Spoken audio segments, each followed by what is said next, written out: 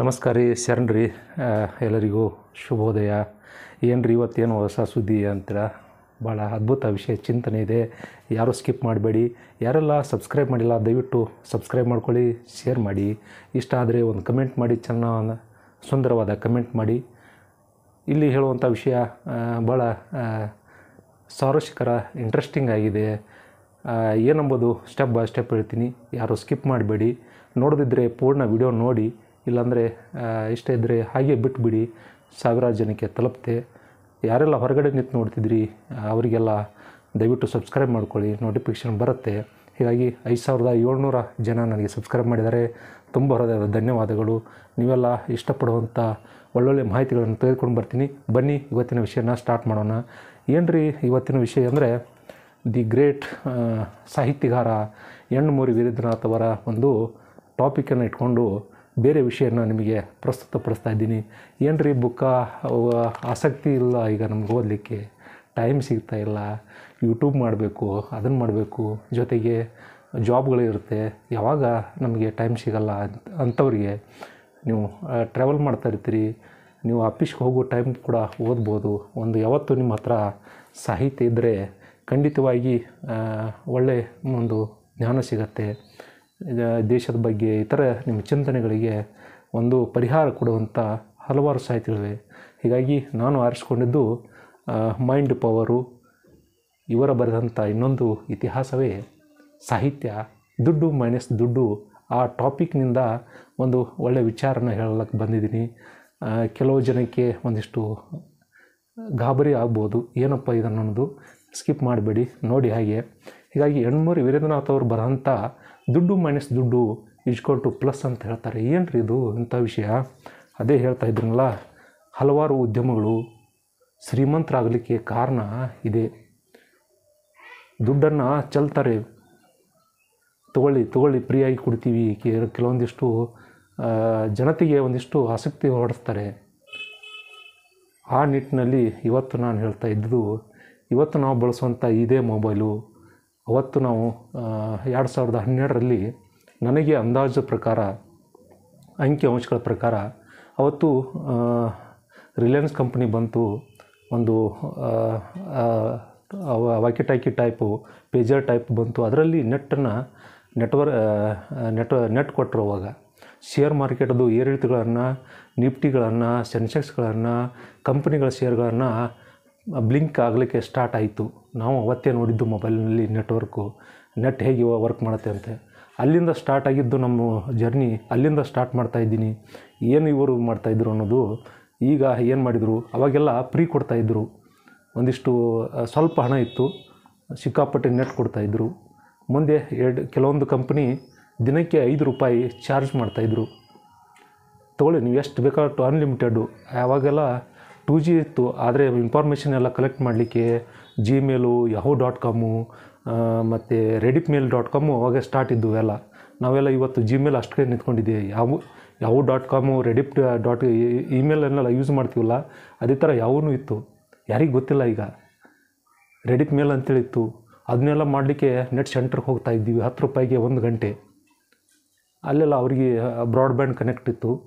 ಆ ಲೋಕದಲ್ಲಿ ಮತ್ತೆ ಕೆಲವೊಂದಿಷ್ಟು ನೆಟ್ವರ್ಕ್ ಕಂಪ್ನಿಗಳು ಎಲ್ಲ ತಲೆ ಎತ್ತಿ ನಿಂತುಬಿಟ್ಟು, ಆವಾಗ ಪ್ರತಿ ಮನೆಯಲ್ಲಿ ಆಂಡ್ರಾಯ್ಡ್ ಫೋನ್ಗಳಿದ್ದು ಸಣ್ಣ. ಆವಾಗ ಜನ ಏನು ಮಾಡ್ತಿದ್ರು, ಮೊಬೈಲ್ ತೊಗೋತಾಯಿದ್ರು. ಯಾಕಂದರೆ ಜನರ ಸಂಪರ್ಕ ಸಾಧನಕ್ಕೆ ಅವಶ್ಯಕತೆ ಆಗಿತ್ತು. ₹2000-3000 ಕೊಟ್ಟು ತೊಗೋತಾಯಿದ್ರು. ಆ ಅಂದಿನ ಕಾಲದಲ್ಲಿ ಒಂದು ಕಂಪ್ನಿಯ, ಒಂದು BSNL ಕಂಪ್ನಿ ಒಂದು ಸಿಮ್ ತೊಗೋಬೇಕಾದ್ರೆ ₹3000 ಪೇ ಆಗಿತ್ತು. ಯಾರಿಗೆ ಗೊತ್ತಿಲ್ಲ ಅದೆಲ್ಲ. ಅಷ್ಟು ಆ ಸಮಯದಲ್ಲಿ ಅದು ಮಿಂಚಿನ ಓಟ ನಡೀತು. ಒಂದು ಸಿಮ್ ತೊಗೋಬೇಕಾದ್ರೆ ತಿಂಗಳಾನುಗಟ್ಟಲೆ ಕಾಯಬೇಕಾಗಿತ್ತು. ಹೀಗಾಗಿ ಆ ಸಿಮ್ಮಿಗೆ ಇಂತಿಷ್ಟು ದಾಖಲೆ ಕೊಟ್ಟು ಯಾರೋ ಮಧ್ಯವರ್ತಿಗಳನ್ನ ಹಿಡಿದು ಸಿಮ್ ತೊಗೋತಾ ಇದ್ದೀವಿ. ಹಾಗೆ ಕೆಲವೊಂದಿಷ್ಟು ಕಂಪ್ನಿ ಹೆಸರುಗಳಲ್ಲ, ಅವು ಎಲ್ಲ ಮತ್ತೆ ಪೈಪೋಟಿ ಬಿದ್ದು ಅವು ಕೂಡ ಸಿಮ್ ಕೊಡ್ತಾಯಿದ್ರು. 1 ವರ್ಷದ್ದು ರೀಚಾರ್ಜ್ ಮಾಡ್ಕೊಳ್ಳಿಕ್ಕೆ ₹199ಗೆ 1 ವರ್ಷ ವ್ಯಾಲಿಡಿಟಿ ಇತ್ತು.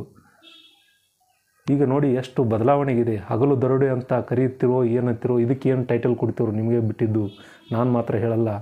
ಹೇಗೆ ಸಾಗಿ ಬಂತು ಅನ್ನೋದು ನೆಟ್ವರ್ಕ್ ಬಗ್ಗೆ ನಾನು ಪೂರ್ತಿ ಹೇಳ್ತಾ ಇದ್ದೀನಿ ಇವತ್ತು.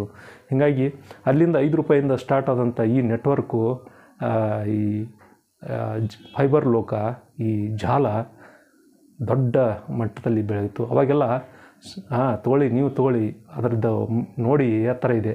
ಯಾಕಂದರೆ ಅದು ಅವಶ್ಯಕತೆ ಇತ್ತು. Gmail ಆಗಲಿ, ರೆಡಿಟ್ಮೇಲು .com, yahoo.com ಮತ್ತು ಶೇರ್ ಮಾರ್ಕೆಟ್ ಮಾಡೋರಿಗೆಲ್ಲ ಅವಶ್ಯಕತೆ ಇತ್ತು ಅವಾಗೆಲ್ಲ ಎಜುಕೇಷನ್ ಅದನ್ನು ಬಳಸ್ತಾ ಇದ್ದಿಲ್ಲ. ಆದರೆ ಶೇರ್ ಮಾರ್ಕೆಟ್ದವರು ಕೆಲವೊಂದಿಷ್ಟು ಜನ ಶ್ರೀಮಂತ ವರ್ಗದವರು ಈ ನೆಟ್ವರ್ಕನ್ನು ಬಳಸ್ತಾಯಿದ್ರು. ಅವಾಗ 2022 ಆಸ್ಪಾಸ. ಆವಾಗ ಫೇಸ್ಬುಕ್ಕು ಮಾತ್ರ ಕೆಲವೊಂದಿಷ್ಟು ಇತ್ತು. ಯಾಕಂದರೆ 1 GB ಡಾಟಾವನ್ನು ನಾವು 1 ತಿಂಗಳವರೆಗೆ ಯೂಸ್ ಮಾಡ್ಕೊತಾ ಇದ್ದೀವಿ. ಯಾಕಂದರೆ 2G ಇತ್ತು. ವಿಡಿಯೋ ನೋಡಲಿಕ್ಕೆ ಆಗ್ತಾಯಿದ್ದಿಲ್ಲ, ಅಪ್ಲೋಡ್ ಮಾಡಲಿಕ್ಕೆ ಆಗ್ತಿದ್ದಿಲ್ಲ. ದೊಡ್ಡ ದೊಡ್ಡ ಸಿಟಿಗಳಲ್ಲಿ ಮಾತ್ರ ಅದು ಅವರಿಗೆ ಅನುಕೂಲ ಇತ್ತು. ಪ್ರತಿ ಹಳ್ಳಿಗಳಲ್ಲಿ ಯಾವುದೇ ನೆಟ್ವರ್ಕ್ ಭಾಳಷ್ಟು ಸ್ಲೋ ಇತ್ತು. ಹೀಗಾಗಿ 2G ಇರುವಂಥ ಕಾಲದಲ್ಲಿ 1 GB ಡಾಟಾವನ್ನು 1 ತಿಂಗಳ ಮಟ್ಟಿಗೆ ನಾವು ಏರ್ಟೆಲ್ ಇರ್ಬೋದು, ಯಾವುದೇ ಒಂದು ಎಕ್ಸ್ಟ್ರಾ ಇನ್ನಿತರ ಇದ್ದರೂ ಅದನ್ನು ಬಳಸಿ ನಾವು ಫೇಸ್ಬುಕ್ಕನ್ನು ಯೂಸ್ ಮಾಡ್ತಾಯಿದ್ವಿ. ಫೋಟೋಕ್ಕೆ ಒಂದು ಫೋಟೋಗೆ ಒಂದಿಷ್ಟು ನಾವೆಲ್ಲ ಆರ್ಟಿಕಲ್ ಬರಿತಾಯಿದ್ವಿ, ಹಾಕ್ತಾಯಿದ್ವಿ, ಮಜಾ ತೊಗೋತಾಯಿದ್ವಿ. ಅಲ್ಲೇ ಒಂದಿಷ್ಟು ಸಾಹಿತ್ಯಗಳನ್ನು ಬರಿತಾಯಿದ್ರು. ಬರ್ಬರ್ತಾ 2Gಯಿಂದ ಒಮ್ಮೆ 4Gಗೆ ಜಂಪ್ ಆದಾಗ ಈ ರೇಟು ವ್ಯಾಲಿಡಿಟಿ ಡೇಟು ನೋಡಿ ಯಾವ ಥರ ಮಾಡಿದ್ರು ಅನ್ನೋದು ಇಲ್ಲಿ ಇಂಟ್ರೆಸ್ಟ್ ಇದೆ. ಇಷ್ಟು ದಿನ ಅದನ್ನು 1 ವರ್ಷ ನಾವು ರಿಚಾರ್ಜ್ ಮುಗಿದ್ರು ಮನೆಯಲ್ಲೆಲ್ಲ, ಪ್ರತಿಯೊಬ್ಬ ಮನೆಯಲ್ಲೆಲ್ಲ ಏನೋ ಕರೆ ಮಾಡಿದರೆ, ಇಲ್ಲ ನನ್ನ ಮನೆಯಲ್ಲಿ ಒಂದು ಫೋನ್ ಇದೆ, ಅದು ರಿಸೀವ್ ಮಾಡಲಿಕ್ಕೆ ಅಷ್ಟೇ ಇದೆ. ಯಾಕಂದರೆ ಅದು ವ್ಯಾಲಿಡಿಟಿ ಮುಗಿದ್ರು ಅದು ಆಗುತ್ತಿತ್ತು. ದುಡ್ಡು ಹಾಕದೇ ಇದ್ದಾಗ ಇನ್ಕಮಿಂಗ್ ಕಾಲ್ ಬರ್ತಾಯಿತ್ತು. ಈಗ ಹಾಗಲ್ಲ. ಈಗ ದುಡ್ಡು ಹಾಕಲೇಬೇಕು. 1-2 ದಿನ ಆದರೆ ಮುಗಿದೋಯ್ತು, ಕಟ್ಟಾಗಿಬಿಡುತ್ತೆ. ಇನ್ಕಮಿಂಗ್ ಕಾಲ್ ಫೆಸಿಲಿಟಿ ಅವೈಲೇಬಲ್ ಅಂಥೇಳಿ ನೋಡಿ ಯಾವ ಥರ ಮಾಡಿದ್ದಾರೆ. ಯಾಕಂದರೆ ಅದನ್ನು ಮಾಡಲಿಕ್ಕೆ ಜೀವನ ನಡೆಯಲ್ಲ. ಯಾಕೆಂದರೆ ನಾವು ಹಲವಾರು ಬ್ಯಾಂಕುಗಳಿಗೆ, ಇತರ ವ್ಯವಹಾರಗಳಿಗೆ ನಾವು ಆಧಾರ್ ಕಾರ್ಡ್ ಲಿಂಕ್ ಮಾಡಿರ್ತೀವಿ, ಮೊಬೈಲ್ ನಂಬರು. ಅದನ್ನು ಉಳಿಸ್ಕೋಬೇಕಾದ್ರೆ ನಾವು ರಿಚಾರ್ಜ್ ಮಾಡ್ಕೋಬೇಕು. 12 ರೂಪಾಯಿ, 9 ರೂಪಾಯಿ, 19 ರೂಪಾಯಿ, 29 ರೂಪಾಯಿ, 59 ರೂಪಾಯಿ. ನೋಡಿ ಯಾವ ಥರ ಜಂಪ್ ಆಯಿತು ನೋಡಿ. 19 ರೂಪಾಯಿ ಇದ್ದದ್ದು 29 ರೂಪಾಯಿ ಇತ್ತು 1 ತಿಂಗಳಿಗೆ. ಇರಲಿ, ಜನ ಅದಕ್ಕೆ ಹೊಂದ್ಕೊಂಡು ಹೋದರು. 29ರಿಂದ 59 ರೂಪಾಯಿಗೆ 1 ತಿಂಗಳು ಇರಲಿ, ಮಾತಾಡ್ಲಿಕ್ಕೆ ಸಿಗುತ್ತೆ. ಅವಾಗೆಲ್ಲ ಸೆಕೆಂಡ್ಸ್ ಕಾಲ್ ಮೇಲೆ ನಮಗೆ ಎಲ್ಲ ಇದು ಕೊಟ್ಟರು. ಮುಂದೆ ಬರ್ಬರ್ತಾ ನೋಡಿ 80 ರೂಪಾಯಿ, 189, 200 ಈ ಥರ ಹೋಗ್ತಾಯಿದೆ. ತಿಂಗಳಿಗೆ ಅಷ್ಟು ಕೊಡದೇ ಇದ್ದರೆ ಅರ್ಧ ನಮ್ಮ ಆದಾಯವೆಲ್ಲ ಅದಕ್ಕೆ ಹೋಗ್ತಾಯಿದೆ. ಅದೇ ಹೇಳಿರಲ್ಲ, ದುಡ್ಡು ಮೈನಸ್ ದುಡ್ಡನ್ನು ಚೆಲ್ಲಿಬಿಟ್ರು. ಇವೆಲ್ಲ ನೆಟ್ವರ್ಕ್, ನಿಮ್ಮ ಟವರೆಲ್ಲ ನೋಡ್ತಿರಲ್ಲ, ಇದು ನೆಟ್ವರ್ಕ್ ಒಂದು ಸಲ ಸ್ಯಾಟಲೈಟನ್ನು ಬಿಟ್ಟಿರ್ತಾರೆ ಅಷ್ಟೇ. ಅವ್ರದ್ದು ಯಾವುದೇ ಖರ್ಚು ಭಾಳ ಇಲ್ಲ. ಮಧ್ಯವರ್ತಿಗಳು ಮತ್ತು ಇವೆಲ್ಲ ಒಂದಿಷ್ಟು ಎಲ್ಲ ಕಸ್ಟಮರ್ ಕೇರು ಅದಕ್ಕೆ ಅಷ್ಟೇ ಇನ್ನೂ ಆಗುತ್ತೆ. ಯಾವುದೂ ಇವ್ರದ್ದು ನಷ್ಟ ಅನ್ನೋದು ಯಾವುದೂ ಇಲ್ಲ.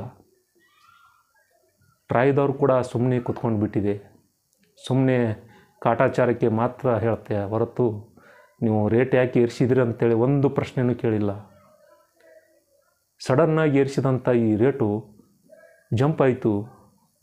ದಿನಕ್ಕೆ 200 ಇದ್ದಿದ್ದು 199 ಪ್ಯಾಕ್ ಹೋಯಿತು, 200 ಹೋಯಿತು, 300 ಹೋಯಿತು, 499 ಹೋಯಿತು.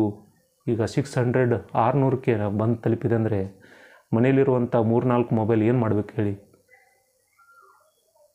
ಜಿಯೋ ಫೈಬರು ಮತ್ತು ಇತರೆ ಏರ್ಟೆಲ್ ಫೈಬರು ಕುಣಿಸ್ಕೊಂಡ್ರೆ ವೈಫೈ ಇರುತ್ತೆ, ಚೆನ್ನಾಗಿರುತ್ತೆ. ಆದರೆ ಹೊರಗಡೆ ನಾವು ವ್ಯವಹಾರ ಮಾಡಲಿಕ್ಕೆ ಹೋದಾಗ ಏನು ಎಲ್ಲ ಇದು ಆಗ್ತಾಯಿದೆ.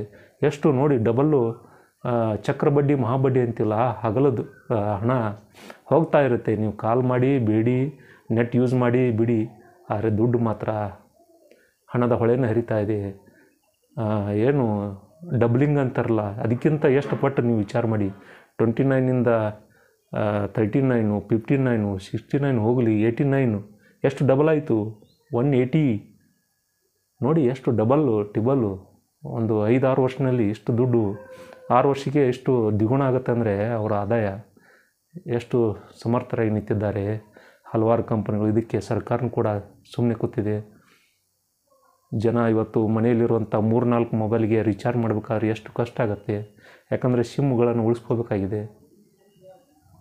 ಅನಿವಾರ್ಯನೂ ಕೂಡ ಇದೆ. ಶಿಕ್ಷಣ ಮತ್ತು ಇತರೆ ನಮ್ಮ ಯೂಟ್ಯೂಬ್ಗಳು, ಹಲವಾರು ಸಾಮಾಜಿಕ ಸೋಷಿಯಲ್ ಮೀಡಿಯಾಗಳನ್ನು ಪ್ಲಾಟ್ಫಾರ್ಮ್ ನೋಡಲಿಕ್ಕೆ, ಅಪ್ಲೋಡ್ ಮಾಡಲಿಕ್ಕೆ, ತಿಳ್ಕೊಳ್ಳಿಕ್ಕೆ ನೆಟ್ ಬೇಕಾಗಿದೆ. ಸ್ಮಾರ್ಟ್ ಕ್ಲಾಸ್ಗಳು, ಇತರೆ ಸಂಸ್ಥೆಗಳಿಗೆ ಎಲ್ಲ ನೆಟ್ ಬೇಕಾಗಿದೆ. CC ಕ್ಯಾಮ್ರಾಗಳು ಕೂಡ ಇವತ್ತು ನೆಟ್ ಬೇಕಾಗಿದೆ. ರೇಟ್ ಕೂಡ ದುಪ್ಪಟ್ಟು ಅಲ್ಲ, 4 ಪಟ್ಟು 10 ಪಟ್ಟಾಗಿದೆ. ಅಂದರೆ ಎಷ್ಟು ಹಣ ಹೋಗ್ತಾ ಇದೆ, ಯಾರೂ ಯೋಚನೆ ಮಾಡ್ತಿಲ್ಲ. ಹೀಗಾಗಿ ನನಗೆ ಇಷ್ಟ ಆದಂಥ ಗುರುಗಳು ಯಣ್ಮೂರು ವೀರೇಂದ್ರನಾಥರು. ಹೀಗಾಗಿ ಮೈಂಡ್ ಪವರ್ ಅಂತ ಕರೀತಾರೆ. ಹಾಗೆ ದುಡ್ಡು ಮೈನಸ್ ದುಡ್ಡು, ಹಣನ ಚೆಲ್ತಾರೆ, ಹಣವನ್ನು ಬಾಸ್ತಾರೆ. ಇದೇ ನಮ್ಮ ಈ ಜಗತ್ತಿನ ನಡೆಯುವಂಥ ಹಲವಾರು ವಿಚಿತ್ರಗಳಲ್ಲಿ ಇದೊಂದು ಕೂಡ. ಹೀಗಾಗಿ ದುಡ್ಡು ಮೈನಸ್ ದುಡ್ಡು, ಹಣವನ್ನು ಚೆಲ್ಲಿದರೂ ಹಣವನ್ನು ಪಡಿತಾ ಇದ್ದಾರೆ, ಇನ್ನೂ ಪಡಿತಾರೆ. ಹೀಗಾಗಿ ಅವರೆಲ್ಲ ಶ್ರೀಮಂತರಾಗಿರ್ತಾರೆ. ಮಧ್ಯಮದವನು ಮೇಲೂ ಇಲ್ಲ ಕೆಳಗೂ ಇಲ್ಲ, ಹಣವನ್ನು ಕಟ್ಟಿ ಆದಾಯವನ್ನು ಅರ್ಧ ಆದಾಯ ಎಲ್ಲ ಇದಕ್ಕೆ ಹೋಗ್ತಾ ಇದೆ. ಬಸ್ ಚಾರ್ಜು, ನೆಟ್ ಚಾರ್ಜು, ಎಲ್ಲ ರೀಚಾರ್ಜ್ಗಳು, ಇಂಟ್ರೆಸ್ಟ್ಗಳು ಎಲ್ಲ ಅರ್ಧ ಆದಾಯ ಎಲ್ಲ ಇಲ್ಲೇ ಹೋಗ್ತಾ ಇದೆ. ಹೀಗಾಗಿ ಸರ್ಕಾರ ಕೂಡ ಏನೂ ಮಾಡೋಕ್ಕಾಗಲ್ಲ, ಸುಮ್ಮನೆ ಕೂತ್ಕೊಂಡಿದೆ, ಮೌನವಾಗಿ ನೋಡ್ತಾ ಇದೆ. ನಾವು ಕೂಡ ಹಾಗೆ ಸಾಗ್ತಾಯಿದ್ದೀವಿ. ಯಾರಿಗೆ ಹೇಳೋಣ ನಮ್ಮ ಪ್ರಾಬ್ಲಮ್ಮು ಅಂತೇಳಿ. ಹಾಗಾಗಿದೆ. ಏನು ಮಾಡೋದು? ಯಾರಿಗೆ ಹೇಳಿದ್ರು ಯಾರು ಕೇಳಲ್ಲ. ಸುಮ್ಮನೆ ಎಲ್ಲರ ಜೊತೆನೂ ಬೇಸರದಿಂದ ಕಷ್ಟಪಟ್ಟು ಒಂದೊಂದು ರೂಪಾಯಿ ಕೊಡಬೇಕಾದ್ರೆ ಕಷ್ಟಪಟ್ಟು ರಿಚಾರ್ಜ್ ಮಾಡ್ತೀವಿ, ಅದರಲ್ಲಿ ಇದು ಮಾಡ್ತೀವಿ. ಹೀಗಾಗಿ ಏನೋ ಸಾಗ್ತಾಯಿದೆ ಜೀವನ. ಮತ್ತೊಂದು ವಿಷಯದೊಂದಿಗೆ ಮತ್ತೆ ಬರ್ತೀನಿ ರೀ. ಮತ್ತೆ ಶರಣ್ ರೀ. ನಮಸ್ಕಾರ, ನಮಸ್ತೆ.